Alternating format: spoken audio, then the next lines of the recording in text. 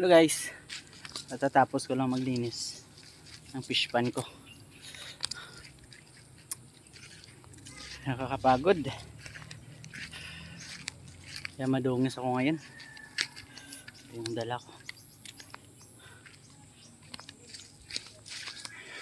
kasi yung kapal na ng damo guys. Oh, may mga isda pa oh. Hindi masaya na yung mga isda, medyo maano na. Yan. Yan ang nilinis ko kanina. Kasi sobrang masukal yan. Yan, tatapusin ko pa yan. Yan.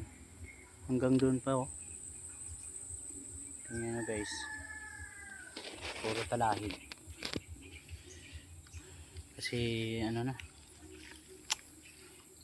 Hindi ilang buwan na hindi nalinisan. Hindi na maintain. Kasi nabisi ako sa pagpapagawa ng aking greenhouse. Ayan. So ito pa yung tataniman ko pa. Dragon fruit at saka saka mulberry yung itatanim ko dito para marami tayong project na pag walang bunga ang isa, mayroon tayong ibang pagkukunan ng bunga. Kapagod. Sige lang, kaya lang tayo. Ayun lang. Thank you.